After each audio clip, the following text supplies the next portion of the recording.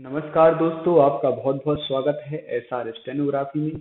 और आज की जो वीडियो है वो 80 शब्द प्रति मिनट हिंदी डिक्टेशन का तीसरा पार्ट है। तो आइए डिक्टेशन स्टार्ट करते हैं। 5 सेकंड में आपकी डिक्टेशन स्टार्ट होगी।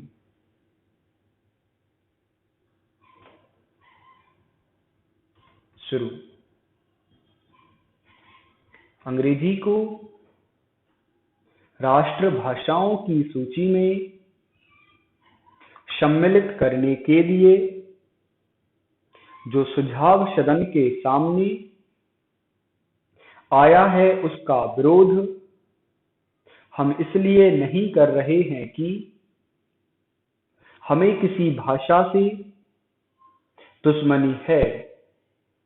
हम यदि अंग्रेजी भाषा के आधार पर विद्वान बने हैं तो यही कहकर कि हम उसी के द्वारा बने रह सकते हैं। हिंदी को पीछे रखना उचित नहीं है। यह भ्रम सारे देश में फैलाया जा रहा है कि हिंदी से हमारी प्रगति नहीं हो सकती है। इसके विपरीत मैं देखता हूं कि देश को यदि कोई भाषा दो भागों में बांट रही है तो वह अंग्रेजी भाषा ही है। जिनको हिंदी नहीं आती वे समझते हैं कि हिंदी पढ़े लिखे लोग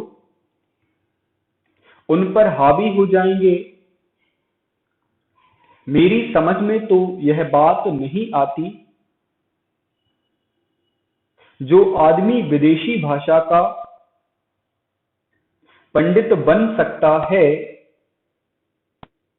उसे हिंदी का साधारण ज्ञान प्राप्त करने में कौन सी कठिनाई आ सकती है। हिंदी तो इतनी सरल भाषा है कि थोड़े से संपर्क से ही आदमी हिंदी जान लेता है और अपने भाव प्रकट कर लेता है। ऐसी अवस्था में यदि हिंदी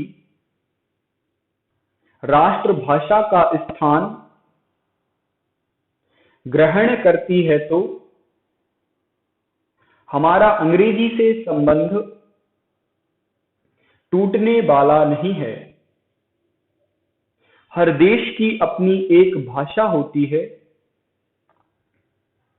जिससे लोगों के विचारों का आदान प्रदान होता है और वे अपनी समस्याओं को समझते हुए उन्हें सुलझाते हुए आगे बढ़ सकें। वह भाषा यही हो सकती है जिसको देश के अधिक से अधिक लोग समझ बोल और लिख सकें। इस देश में केवल हिंदी को ही ऐसा स्थान प्राप्त है। फिर हमें हिंदी को देश की राष्ट्रभाषा बनाने के लिए क्यों आपत्ति है। यदि हम इस प्रस्ताव को जो कि हमारे सामने पेश है स्वीकार करते हैं तो मेरा यह निश्चित मत है कि जिस दास्ता के बंधन से हम निकलने की कोशिश कर रहे हैं उससे हम नहीं निकल पाएंगे। अंत में मेरा माननीय सदस्यों से निवेदन है कि वे केवल अपनी पार्टी की आज्ञा को न देखें बल्कि अपनी बुद्धि से काम लें और इस प्रस्ताव का विरोध करें। यदि यह प्रस्ताव पास हो जाता है जो कि बाद में कानून बनने वाला है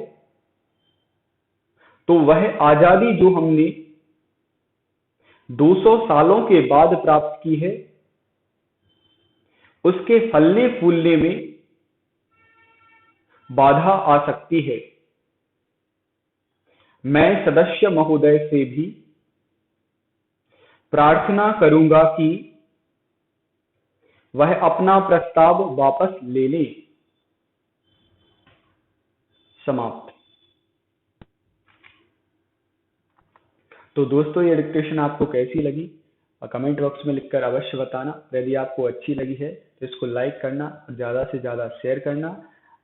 और ये वीडियो देखने के लिए धन्यवाद।